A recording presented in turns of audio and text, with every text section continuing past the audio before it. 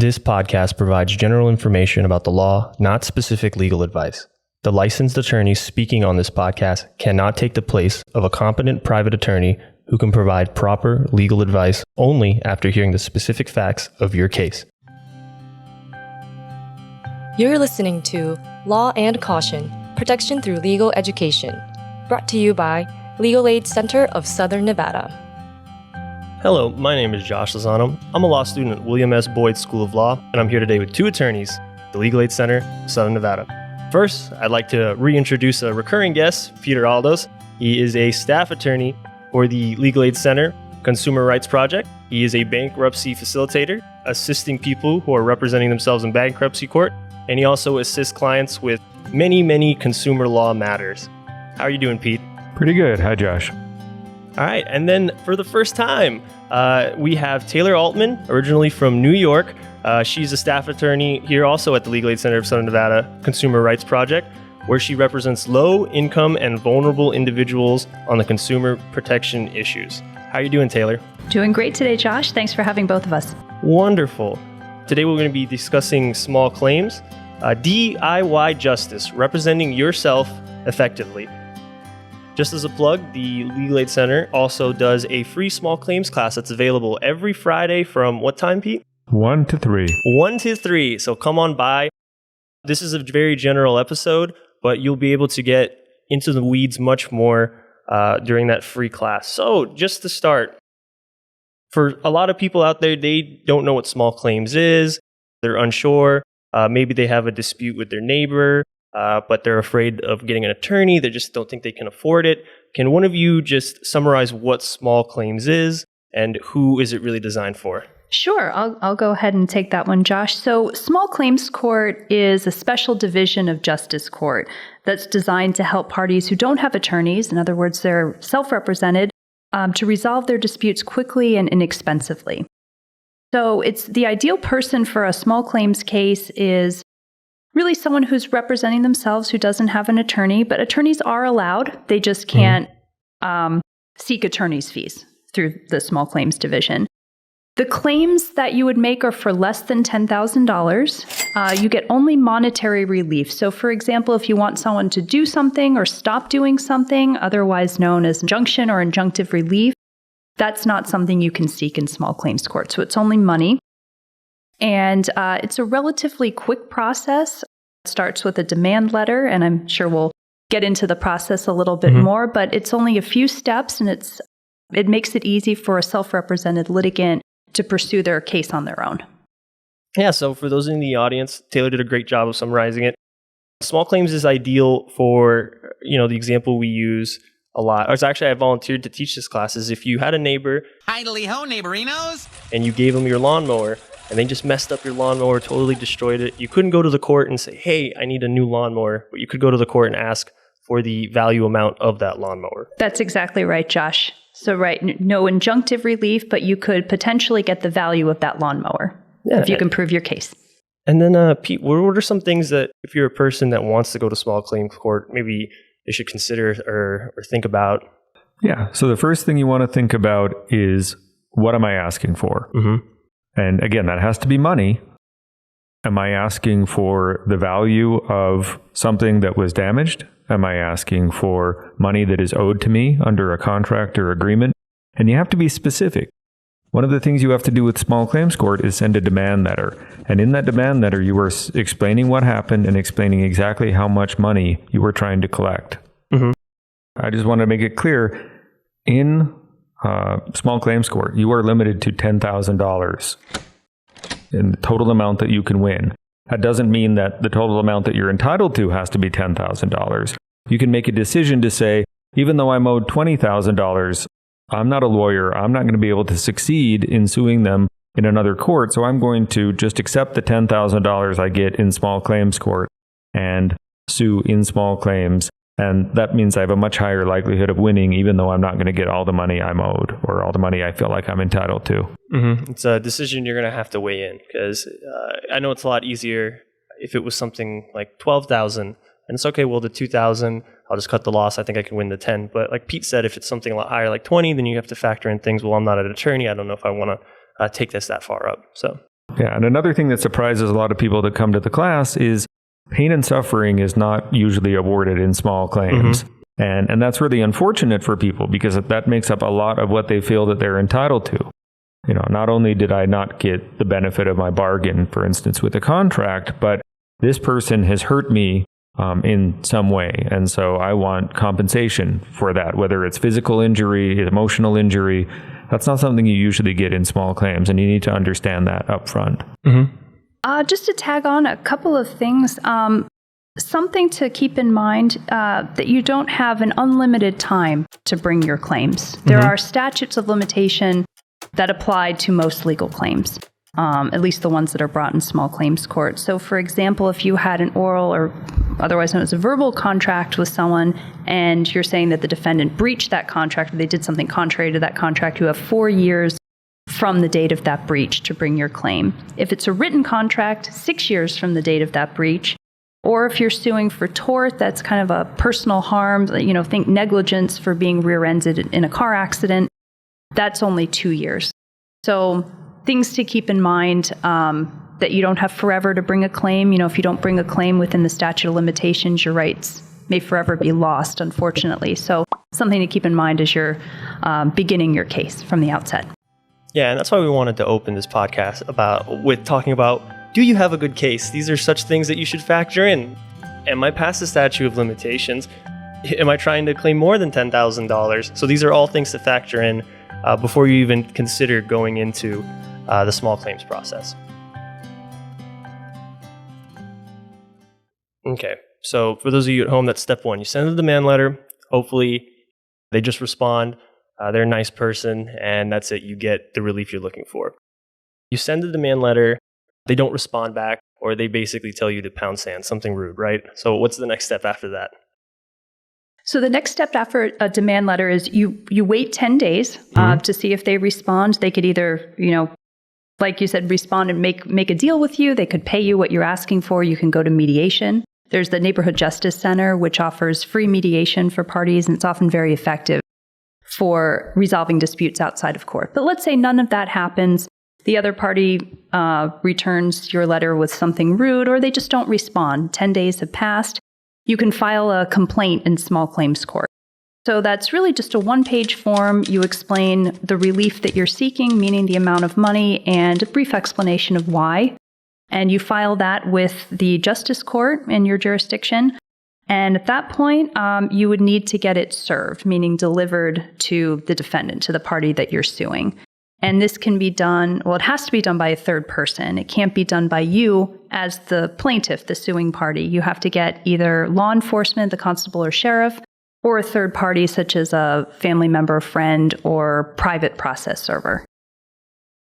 And Taylor, you brought up a good point, which is you got to file this case in the right jurisdiction. So the jurisdiction can mean a few different things depending on the basis of your complaint. It's frequently the place where the event happened or was supposed to happen. It can also be where the defendant resides or where they resided at the time of the incident. But you ought to make sure that you're filing in the right jurisdiction, because if you file in the wrong jurisdiction, then your case will get thrown out. There are 3 jurisdictions in Clark County where you will file a small claims case. It may be in Las Vegas, it may be in North Las Vegas, and it may be in Henderson. Mm-hmm. And there are actually differences in the process depending on which one of these jurisdictions you end up filing in. For instance, with Henderson, you have to give them 14 days to respond to your demand letter, not just 10. You also have to go through a mandatory mediation process in Henderson that you don't have to go through with the other courts. And in Las Vegas, not in North Las Vegas or in Henderson, you have to file electronically. You have to e-file. You can still do that at the clerk's office, but the process is still a little bit different. Mm-hmm. And then also, too, there will be links to the Self-Help Center and Legal Aid and the different requirements for the jurisdiction. But that's some great advice. So, I'm an audience member and I'm thinking right now, well, what if I don't want to go to small claims? If I send a demand letter, do I still have to go through with everything? No, it's not required. That the demand letter is just the first step. And again, the whole idea is that hopefully it works by clearly explaining what it is that you want, and by adding the threat that if they don't respond, you are going to small claims court. hopefully at least you start a dialogue that can result in you getting some kind of relief. Yeah, just to add on to that, in terms of the demand letter, it's required that you send it by certified mail, return receipt, and we always recommend return receipt requested to make the other party sign for it, because what you need to show is that you sent it, and there's some way of having proof of mailing. Even if the other side doesn't respond, you can still wait the 10 or 14 days and then file your small claims complaint. But you have to prove that you tried to send the demand letter, that you did send it, and that you have proof of the mailing, even if the other party chooses not to respond or doesn't respond in the way that you feel is adequate for your situation. Yeah, so that way it's not your word against theirs. So. Exactly. And that's a good general piece of advice for everything involving court, including small claims court. You have to prove it. To the extent possible, you want to have something beyond just your own testimony to establish something. So in the case of I sent the demand letter, you have a little green card from the post office that says, I sent this and I sent it to the right address. But when you get to your damages, for instance, we were talking about the case of a damaged lawnmower, you want to show this is the value of my lawnmower. Not, well, I just made up an amount. Maybe it's the receipt from when you bought it. Maybe it's examples of other similar lawnmowers that are available for sale. Maybe it's a bill from somebody who says, I'll fix your lawnmower and it's going to cost you this much money. Yeah, it's really important. That's one reason, too, we talked about it earlier, is you have to decide, okay, well, is this a good case? While you might have a moral and a principle reason, you deserve this, and we agree with you. However, you might not have a legal recourse or a way to prove it in court, unfortunately. So it's important to try and keep those receipts. We talked about serving. What are your thoughts about going through, because like Taylor said, it doesn't have to be you. It can be, as long as someone that's not a party to the case. What are your suggestions about someone that going through a processor or a constable? So my thoughts about that are, if you get a fee waiver because you can't afford the filing fee in justice court, you can get the constable in your jurisdiction to serve your complaint to the defendant for free. And so we recommend that route.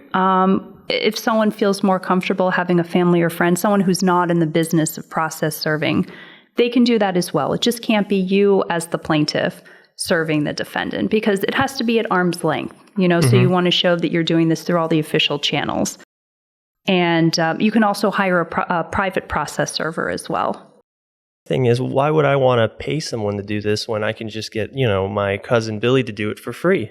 Well, what I would say to that is, if you really trust your cousin Billy and you know that he's going to do a good job in serving the defendant, and he's going to be able to track them down and so forth, and hand it to them personally, the summons and complaint, and then file a proof of service with the court proving that he actually served that person, great, then use cousin Billy if he's willing to do it.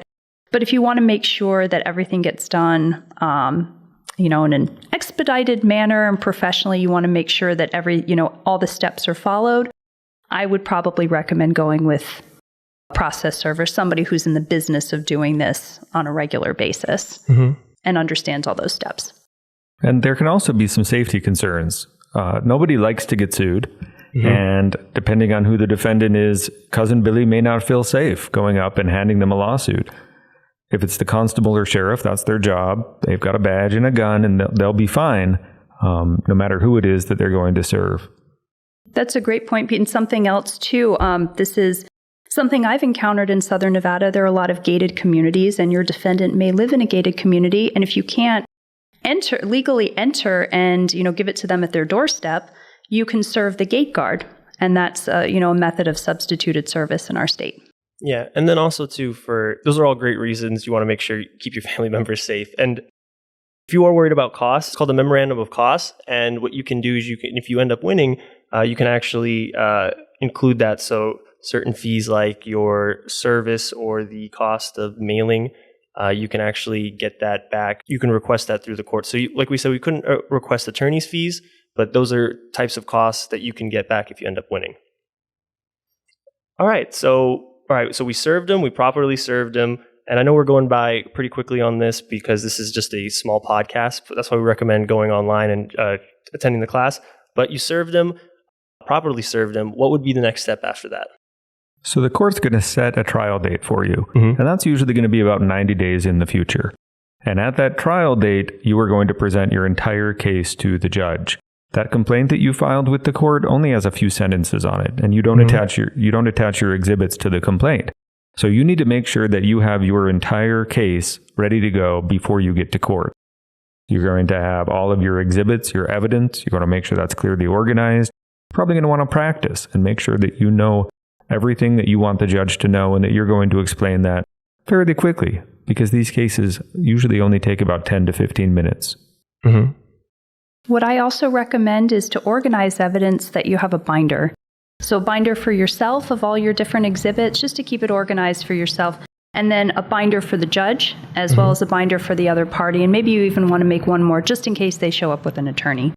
So just have, just some extra copies of your exhibits, maybe an extra binder. But this is a great way of keeping yourself on track and making sure the judge understands sequentially what happened and here's all the evidence I have to prove my case. A question some people have is, well, I don't really know who wronged me. I went to the mechanic. I don't know who should I serve the mechanic? Am I suing the mechanic? Am I suing the owner? Who do I sue? That can end up being what we call legal advice, which is something that we can't give that in a general podcast because it's going to be different in every case. Some of the general rules you're going to want to follow is if there was a business involved, you're probably going to want to name the business. Mm-hmm. If it was an individual whose name is on a contract, you're probably going to want to name that individual. And if you know who it was that harmed you, if it's a case, maybe somebody ran into you with their car or something, you're going to want to name the person who actually did the act that harmed you. But it can be a very difficult question. Who should I name? Sometimes it's very hard to find that person that you should name. I'm going to put in a quick plug for our Small Claims Ask a Lawyer, which is something we do through our pro bono project at Legal Aid Center.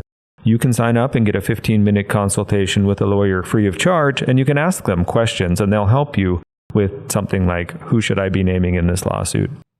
Mm-hmm. Something else to tag on to that, if you're suing a business, you might not know the full legal name of the business just by looking at, the sign out front. It could just be, ABC Auto Sales, but that's just their name that they do business under, their DBA.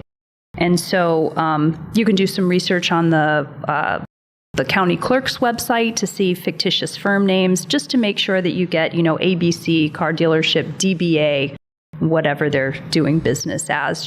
This is just something to look into if you're suing a business. You want to make sure to get the business name correct. Mm-hmm. Otherwise, the case could be stalled. It could be, set for a later hearing date, or you just might not get the relief you want against the right entity if you sue under the wrong name. All right. And then I think with that, what we're going to do is we're going to go take a quick break, and then we're going to do our little game show where our attorneys answer a couple questions. And then after that, we're going to wrap up and probably talk about one of the bigger issues with small claims was actually collecting your judgment. So congratulations if you were able to win. Now you face another battle, which is actually collecting on that judgment. Have any questions about representing yourself in small claims court? Curious about bankruptcy or the process involved for sealing your criminal record? Legal Aid Center of Southern Nevada has partnered with the William S. Boyd School of Law to offer free legal education classes, open to all, available either in person or online. Each class is instructed by law students under the expert supervision of a licensed attorney, dedicated to providing you with a solid foundation to navigate the complex legal world. There are a wide range of classes from guardianship, divorce, and custody, litigation and trial preparation, tenants' rights, collection-proof classes, and more. While these classes are educational, the student's supervising attorney do not and cannot provide legal advice. Please visit www.lacsn.org. All right, welcome back. So what we're going to do now is the Truth Game Show segment where we quiz the attorneys a little bit. And then after that, we're going to wrap up with the big chunk of the episode, which is collecting judgment, certain types of exemptions that go with it. What are your options available if unfortunately the person that you got the judgment from isn't playing ball? I think I'm entitled. You want answers. I want the truth. You can't handle the truth. I feel comfortable using legal jargon in everyday life. Your Honor, I'd like to ask for a recess. No, the defense is wrong. All right, so this quiz is about judgment in general. So first question, I have a job in Nevada. How much of my income is protected? It's a trick question. It all depends on how much income you have. So it starts off with the general rule that no more than 25% of your net income, your take-home pay, can be taken to satisfy a judgment. But if your gross income is less than $770 a week, only 18% of your paycheck can be taken. But if you make less than $362.50 a week, or 10 times the federal minimum wage, none of your income can be taken. All of that unless the judgment you have against you is for child support. Perfect. Okay, and then the next question. So I'm afraid that they are going to lie about their income. I'm afraid that they're not being honest with the court. Do I have an option? Make them display their income or show their document?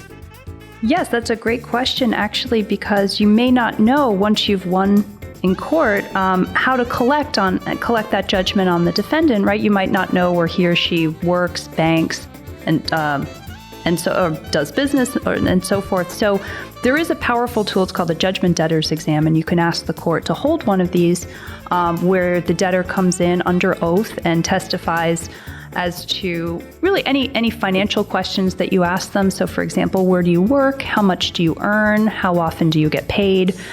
Do you have any safe deposit box? Do you have a bank account, credit union account? All of these questions they would be obligated to answer because they're under oath and they should be answering truthfully. Okay, perfect. So those were the two questions I had for the game show. Can either one of you kind of talk about, before we talk about the exceptions, the public misunderstanding that, okay, well, I won. The judge said that you owe me this money. This is great. Now I'm going to start getting my money. But can you kind of clear the air about that, about the difficulty of actually collecting? Sure, I can speak a little to that. I know there is a kind of a common misunderstanding or a myth about going to court and winning, that the money will just appear. Well, a lot of times it doesn't happen like that. Sometimes you'll have a very honest defendant who realizes that they lost the case, there's a judgment against them, and they'll just pay you. In a perfect world, that would be wonderful. You just get paid. The court, however, doesn't have really any authority to tell the defendant you have to pay, and you have to pay on time, and you have to pay this much, and so forth. So it's really up to the plaintiff to collect that judgment on the defendant if the defendant doesn't pay up right away. And so we like to tell individuals who come and seek our help for small claims, we tell them, you really need to win twice. First, you need to win in court and get that judgment against the defendant, and then you need to collect, meaning you have to get that judgment paid. That's right. And we talked a little bit about one of the tools you have to get that judgment paid, which is that judgment debtor examination. And that really gets at the idea that it's up to you as the successful plaintiff, or what we call the judgment creditor, to go find the money and then to go collect it. And you do have the power of your judgment, which gives you something called the writ of execution. You can have the court enter a writ of execution that says that the constable or the sheriff has to go collect this for you. But you have to be very specific about what they're going to collect. So you can say, I want to levy a bank account, and it is at this bank. And then the constable will go to that bank and will collect money from that bank account. Or, like we talked earlier about wages, you need to go to this person's employer, you need to tell them about this judgment, and you need to have that employer send money to the constable based on that calculation, how much of their income is available, and then the constable will give that money back to that judgment creditor. Yeah, and then something that was really popular that was asked often when we were instructing the class was, I've been trying to collect and it's been years and years and years. Should I renew this judgment still? Is it even worth it? Is this something that I should do? And on the one hand, that is obviously legal advice that we can't answer in any specific case, but it also gets back to a question you should be asking yourself way back at the beginning of the case, before you get into any of all of the work and the expense, which is, if I win, am I going to be able to collect the money? Because if you look at the person that you're suing and you say, well, this person doesn't have a job, this person doesn't have money in the bank account, you may not ever get your money, and you may be wasting your time filing the small claims lawsuit. On the other hand, if this person had been sending you checks regularly and then they just stopped as they were, for instance, repaying a debt, now you know what bank they bank at because you have their checks. So it may be a great situation, it may be an awful situation, but hopefully it's something you have some information about before you start so you know if you're wasting your time. Getting back to that specific question of renewing the judgment, it isn't particularly complicated to renew the judgment. A lot of it just comes down to timing. You have basically a 3-month period at the end of the 6 years that a judgment is valid to file the affidavit to serve it and to renew your judgment. So it may be worthwhile. In a lot of cases, it's probably not, but it may not be too much of an investment to get that judgment renewed. Mm-hmm. And just to tag on to that, I know we're probably going to touch on this a little bit, but if someone is collection proof or judgment proof, meaning that they don't have income or assets that can be touched by a judgment, that state, the collection proof or judgment proof state may not be permanent. So in the first 6 years, maybe they are collection proof and you can't get the money from them because they have some kind of protected form of income, which we'll cover in a bit. It might make sense in that case to renew the judgment because in that next 6-year period or next 6-year period, their financial situation may change. They may go back to work. They may have some other form of income. They may come into an inheritance. We don't know. And so it could really pay to keep renewing the judgment in case the defendant's financial situation changes. Yeah, you never know. And then like Pete said, this is why it's very important to consult a attorney and to ask those specific legal advice, such as the Ask a Lawyer program. Do you two want to talk more about the exceptions? I know you just kind of alluded to it right now, Taylor. The certain things that are protected, things that aren't.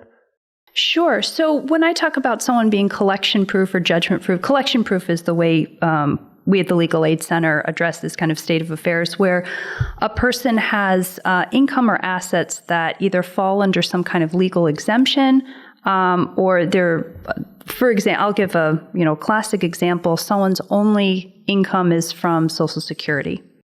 So they're only getting money direct deposited into a bank account from the U.S. Treasury. Right, that kind of income is protected. You can't garnish those types of income because it is protected, falls under an exemption. So, for example, let's say the person's only source of income is Social Security. They don't own any property. They don't have a car. They don't own any real estate. They're just a renter, for example. That person may be totally collection proof and you wouldn't be able to collect a judgment against this person unless their financial situation improved. And let's say they became a wage earner again or acquired some property. And kind of flashing back to our earlier conversation about bankruptcy, because the list of things you can keep in bankruptcy is actually essentially the same as the list of things that you can protect from a creditor, including somebody who won a case against you in small claims. That includes things like your home. You have a homestead exemption. That means they can't take your home. Your vehicle, as long as the equity value is worth less than $15,000. Your furniture, your clothes up to $12,000. Tools of the trade, things you use to do your job, valued up to $10,000. Personal collections, libraries up to $5,000. Social Security, like Taylor mentioned, in any amount. Other public benefits like welfare, like unemployment, protected in any amount. And then you have that wild card exemption, $10,000 of whatever you want that you can keep safe. And again, when you're looking at this from the perspective of somebody who has won a case in small claims, your judgment is limited to $10,000. And so if you can only collect up to $10,000 and they have almost anything that they can protect up to $10,000 for a person, it may not be a good idea to sue because you may not be able to collect. They'll use their wildcard exemption and keep themselves safe. One really important note with small claims is that businesses are not entitled to exemptions at all. All of the money that a business has, the money in their business bank account, the income they receive, their investments, their assets, are all 100% available to creditors. Something I'd like to add on to that about businesses, if you are suing, for example, a car dealership or an auto body shop or a garage, these businesses, by law, have to have some kind of surety bond. And the surety bond is basically, you can think of it as a pot of money that's there for consumer protection. So, for example, if you're suing a used car dealer because they sold you a bad car, consider whether, the business should be bonded. That's another source of income you can go after. If you do win a judgment against this car dealer, you can pursue that judgment on the surety bond. and demand payment from that bond. So that's one thing. If you're suing a business, like a mechanic, you don't have to necessarily, and they're bonded, they're made sure that they're actually backed by the state of Nevada, then you don't have to worry that you wouldn't be able to collect on the judgment. And then is there anything else that you two would like to add before we wrap up? Okay, what to do if you are the defendant? You are being sued by a plaintiff in small claims court. If you feel that the complaint isn't proper, you're not the right party, you can file a motion to dismiss. And what that's saying to the court is, I don't belong in this lawsuit. Dismiss this person's complaint because this isn't proper. Another thing is there's not a lot of motions and other documents being filed back and forth in a small claims case. It really is very streamlined, and it caters to self-represented litigants. So when you go in there, it's, the judge will have any number of cases, several cases, sometimes 10, 15 cases that he or she is hearing on that afternoon during this set period of time. So you could spend some time waiting for your case to be called. So that's something else. Just if you need to take off work for your small claims case, just make sure to budget a few hours in there while you're waiting for your case to be called. Sometimes you might be called first, but there is a chance you might be called last. And being called last, actually, interestingly enough, you can watch what other people are doing and see what's effective or not effective in the way that they argue their cases. And it might be helpful to go and watch small claims a few days or a few weeks before your case is going to be heard, just so you know what to expect. And then one other common misconception from people in the class, and I think this is a common misconception as it relates to the law in general, is if you don't like the result, you don't like what the judge said, you think the judge is wrong, and you want to appeal, you need to understand that an appeal is not a new trial. It's not a chance to put on additional facts or even in small claims to put on anything at all. All you do is file essentially the record of the case along with your written explanation for what you think the judge got wrong, and that appeals judge is just going to look at, did this small claims judge make a mistake in the law? The facts that the small claims judge determined are correct are not under consideration. It is only the law that the judge applied. And so in almost every case, appeals are not successful. Yeah, so with that, we'll wrap up. And for the audience, like Pete said, so just make sure to try and win the initial case, because on the appeal, you can't just go up and say, well, I think that the witness was lying through their teeth and I want a different judge to listen. Unfortunately, that's not going to happen. They're just going to say, well, did the judge interpret the law correctly and did they apply it? More likely than not, they did. And then that's the end of that. So do your best to try and win the initial case. But thank you, Taylor. Thank you, Pete, for coming on. Thank you so much, Josh, for having us. Yeah, thanks, Josh. Yeah, of course. And then, like we said, all the resources and links will be in the description below. So take care. Thank you for listening to Law and Caution, Protection Through Legal Education. Links to helpful resources can be found in the description. Have a great day!